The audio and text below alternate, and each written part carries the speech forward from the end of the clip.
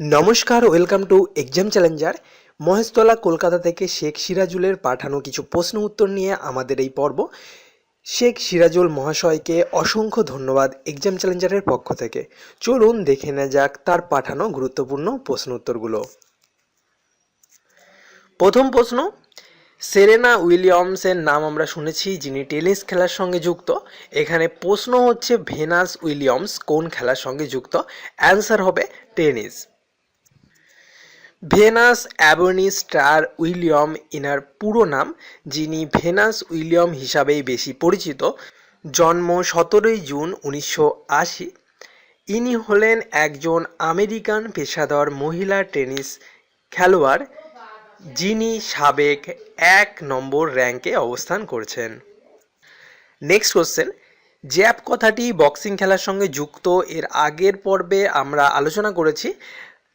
এখানে প্রশ্ন হচ্ছে আপার কাট কথাটি কোন খেলার সঙ্গে যুক্ত? তো অ্যান্সার হবে ক্রিকেট খেলার সঙ্গে। একটি পরজীবী প্রাণীর উদাহরণ হলো, এখানে একটি পরজীবী প্রাণীর উদাহরণ হচ্ছে উকুন। পরজীবী হচ্ছে এমন একটা জীব যা অন্য জীবের শরীরে বাস করে থাকে এবং তার থেকে আশ্রয় ও খাদ্য গ্রহণ করে, পরিশেষে কিন্তু পোষকের ক্ষতি করে থাকে। তো উকুন এমনই প্রাণী যা মানুষের দেহে বাস করে, সে মানুষের মাথা থেকে খাদ্য এবং আশ্রয় গ্রহণ করে, পরিশেষে কিন্তু ক্ষতি করে। 149 মেম্বার ন্যাশনাল কমিটি এর চেয়ারপারসন কে? তো অ্যান্সার হবে প্রধানমন্ত্রী নরেন্দ্র মোদী। তো বন্ধুরা, নরেন্দ্র মোদী সম্বন্ধে হয়তো আমাকে বেশি কিছু বলতে হবে না, একটু বলে রাখি নরেন্দ্র দামোদর দাস মোদী, যিনি বর্তমানে ভারতের প্রধানমন্ত্রী আর 14তম প্রধানমন্ত্রী। এর আগে ইনি গুজরাটের মুখ্যমন্ত্রী ছিলেন। তার জন্ম হয় 17ই সেপ্টেম্বর 1950 সাল, আর বর্তমান বয়স হচ্ছে 66 বছর। কুচিপুড়ি নৃত্যটি কোন ধরনের নৃত্য?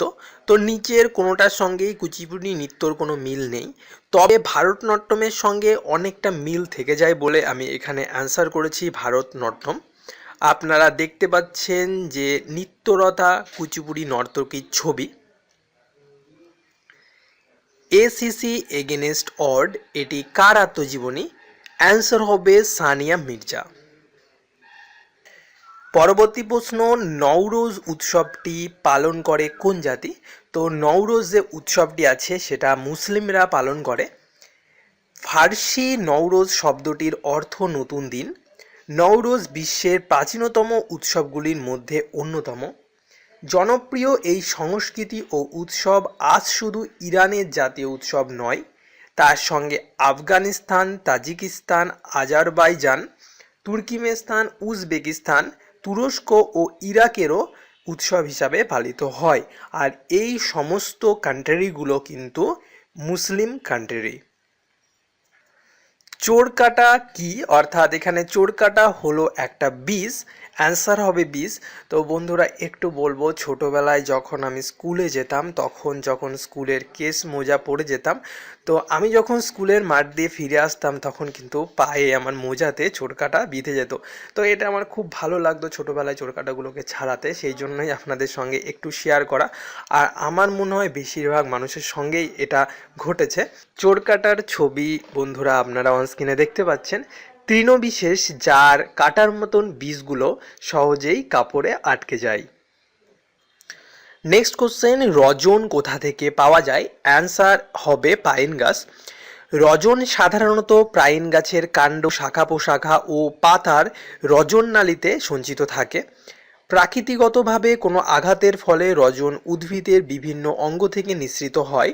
শাল গাছের বাকলে ধুনো সঞ্চিত থাকে এবং হিং পাওয়া যায় শাল গাছের ছালে। এপিকালচার আসলে কি? এটার অ্যান্সার হবে বিজ্ঞানসম্মতভাবে মৌমাছির চাষ। মৌমাছির যে বিজ্ঞানসম্মতভাবে চাষ করা হয় মধুর জন্য, মোমের জন্যে, তো সেটার যে চাষের পদ্ধতি সেটার নাম হচ্ছে এপিকালচার। রেশম বা সিল্ক আমরা কোথা থেকে পাই? এখানে যে অপশানগুলো আছে গাছ, প্রাণী, মাটি, পাথর, তো এখানে তো অ্যান্সার হয়ে যাবে প্রাণী, কিন্তু আমরা এটা পেয়ে থাকি রেশম মথ থেকে।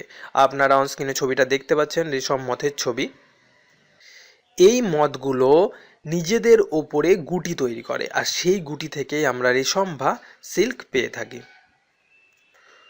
কড ও হাঙর মাছের যকৃৎ নিঃসৃত যে তেল, সেখানে কি কি ভিটামিন থাকে? তো অপশান এখানে ক, অর্থাৎ ভিটামিন এ ও ভিটামিন ডি উভয়ই কিন্তু থেকে থাকে। পাওয়ার টিলার কি কাজে ব্যবহার করা হয়? তো অ্যান্সার হবে চাষের কাজে। পাওয়ার টিলার কি আপনাদের যখনই আমি পরের পেজে ছবিটা দেখাবো আপনারা জেনে যাবেন। যারা জানেন তারা তো জানেনই, যারা জানেন না তাদের কাছে পাওয়ার টিলার একটু অন্যরকম শোনাতে পারে। তো আপনারা দেখে নিন পাওয়ার টিলার কি, এবার তো বুঝতে পারছেন। তো এই পাওয়ার টিলার যখন আপনারা ছবিটা মাথার উপরে আসবে তখনই তো বুঝতে পারবেন যে এটা চাষের কাজের জন্যই ব্যবহার করা হয়। পাওয়ার টিলার বর্তমানে দেশের অধিকাংশ জমি শুকনো ও কাদা যাই হোক না কেন পাওয়ার টিলার দিয়ে চাষ করা হয়। প্রচলিত পাওয়ার টিলার দিয়ে জমি 5 থেকে 6টি চাষের প্রয়োজন হয়, অর্থাৎ 5 থেকে 6 বার চাষ করলেই জমিটি ফসলের জন্য উপযোগী হয়ে ওঠে। নেক্সট প্রশ্ন আমরা দেখে নেব, মাছি বাহিত রোগ নয় এখানে কোনটি? তো এখানে কলেরা আছে, টাইফয়েড আছে, যক্ষ্মা আছে, যেগুলো মাছি বাহিত রোগ। একমাত্র ম্যালেরিয়া রোগ যেটা মশার দ্বারা ছড়ায় সেটা কিন্তু মাছি বাহিত রোগ নয়। তো এখানে অ্যান্সার হয়ে যাবে ম্যালেরিয়া। বড় মাছের আঁশ দিয়ে কি তৈরি হয়? অ্যান্সার হবে নকল মুক্তো। তো এটা আমরা একটু জেনে নেব পুরোপুরি। ঝিনুকের মধ্যে প্রকৃতিগতভাবে যে মুক্তো জন্মায় তাকে তো আমরা প্রাকৃতিক মুক্তো বলি। এছাড়া কৃত্রিমভাবে যে মুক্তো উৎপাদন করা হয় তাকে আমরা কৃত্রিম মুক্তো বলি। প্রাকৃতিক ও কৃত্রিম উপায়ে তৈরি মুক্তোর ভিতরে অরিজিনালি বা সাধারণভাবে কোনো তফাৎ নেই। কৃত্রিম মুক্তো তৈরি করা হয় সাধারণত মাছের আঁশ থেকে। মাছের আঁশের ওপরের ত্বক থেকে বেরোনো উজ্জ্বল নির্যাসকে রাসায়নিক প্রক্রিয়ার মাধ্যমে কৃত্রিম মুক্তো তৈরির প্রধান উপাদান হিসাবে ধরা হয়। এই নির্যাসের দীপ্তিকারক উজ্জ্বলতা মাছের ওপরে ত্বকের প্রধান জৈব উপাদান গুয়ানিন দ্বারা সমৃদ্ধ থাকে। মাছের আঁশের ওপরের ত্বকে গুয়ানিন থাকার কারণে এটি কোলাজেন এবং ক্যালসিয়াম ফসফেটের বিক্রিয়ার ফলে সাদা রূপলি বর্ণ ধারণ করে। এই দীপ্তিকারক রূপালি উজ্জ্বল নির্যাস সাধারণত সামুদ্রিক হোয়াইটিং, সার্ডিন, হেরিন, রিবন ফিশ এবং মিষ্টি জলের কিছু মাছ যেমন কার্প জাতীয় মাছের আঁশে থাকে। তো সাধারণত বড় যে মাছগুলো তার আঁশ থেকেই কিন্তু এই মুক্তো তৈরি হচ্ছে। নেক্সট কোশ্চেন, বর্তমানে পৃথিবীর সবচেয়ে বড় সমস্যা হলো? অ্যান্সার হবে পরিবেশ দূষণ। পৃথিবীর সবচেয়ে বড় তিমি মাছের নাম কি? অ্যান্সার হবে ব্লু হিল অর্থাৎ নীল তিমি। এই পৃথিবীতে এতকাল যাবৎ যে সমস্ত প্রাণী আছে বা ছিল তার ভিতরে নীল তিমি সবচেয়ে বড়। একটা নীল তিমি 25 থেকে 32 মিটার পর্যন্ত লম্বায় হতে পারে, যেটা ফুটে হিসাব করলে 82 থেকে 105 ফুট, এবং ওজনে এটা মোটামুটি 140 টন মতন হয়। যা সবচেয়ে বড় সেটা 25টা হাতির সমান অথবা 115টা জিরাফের সমান। তাহলে আপনারা একটু কল্পনা করুন যে নীল তিমি কতটা বড় হতে পারে।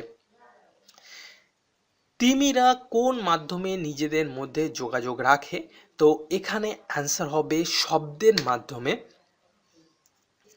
পৃথিবীর সবচেয়ে বড় প্রাণী তিমিদের কথা যদি একটু আলোচনা করি, হ্যামব্যাক তিমিরা যখন গান করা শুরু করে তখন তা সবচেয়ে বেশি আওয়াজ করে এবং তা সবচেয়ে বেশি কল্পনাযোগ্য, অর্থাৎ যা কল্পনার ক্ষেত্রে অনেক সময় ধরা যায় না, এতটা জোরেই কিন্তু তারা আওয়াজ করে। তাদের দীর্ঘ বিভিন্ন যৌগিক ভুতুড়ে এই সুন্দর গানসমূহ অনেক চি চি করার মতন শোনায়। এই সব গানের কম্পাঙ্ক 20 থেকে 9000 হার্জ পর্যন্ত কিন্তু হতে পারে।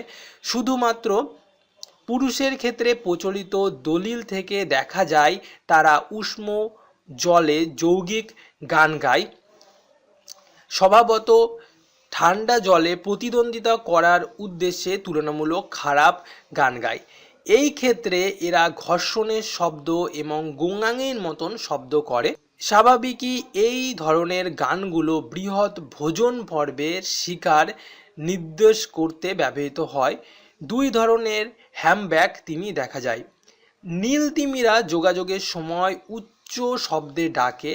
এই উচ্চ শব্দ গঠিত কম্পাঙ্কের শব্দ জলের নিচে অনেক মাইল পথ পর্যন্ত কিন্তু যেতে পারে।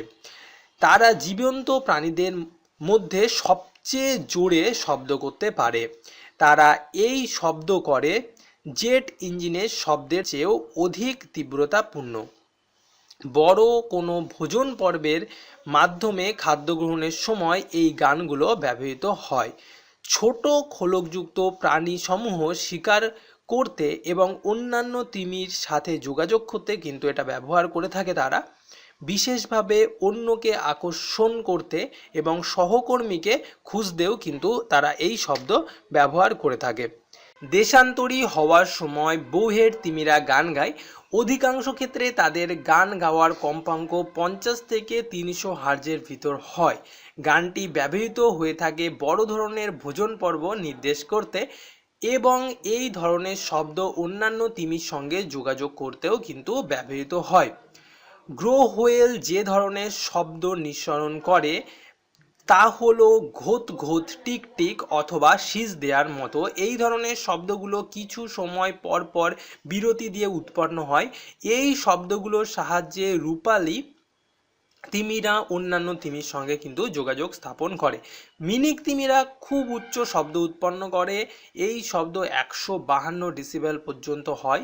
জেট বিমান যখন টেক অফ করে মিনকি তিমিরাও ঠিক সেই রকম শব্দ করে। তারা এই শব্দ করে অনেকটা ঘোত ঘোত, ধূপধাপ শব্দ এবং এটি কর্কশ। এই শব্দগুলো তাদের বাস্তুতন্ত্রের মধ্যে অন্যান্য মিনকি তিমিদের সাথে যোগাযোগ কিন্তু ঘটায়।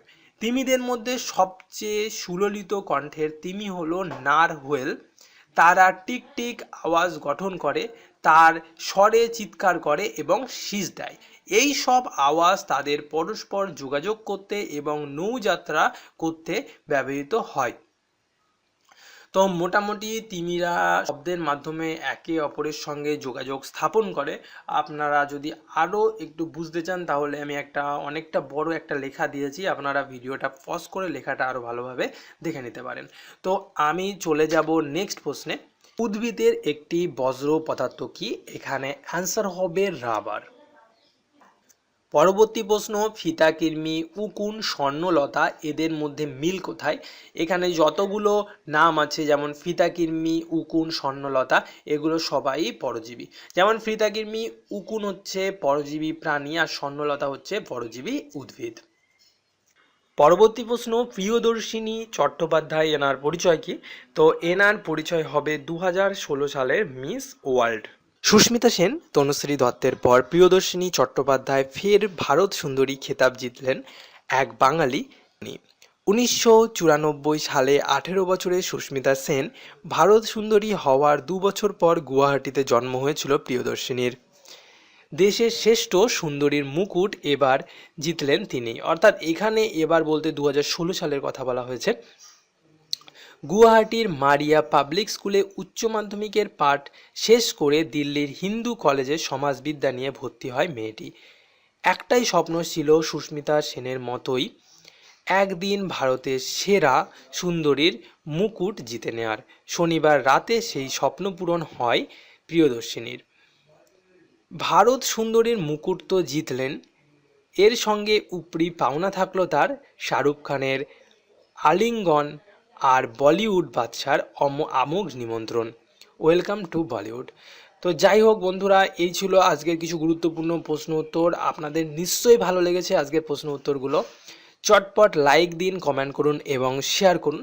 আর যারা নতুন আছেন এক্সাম চ্যালেঞ্জারে তারা কিন্তু অবশ্যই চ্যানেলটিকে সাবস্ক্রাইব করুন।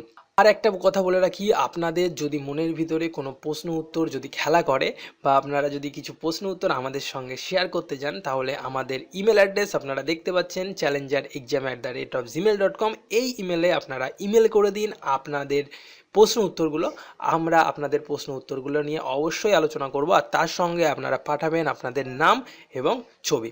সবাইকে ধন্যবাদ, সবার দিনটা খুব ভালো যাক।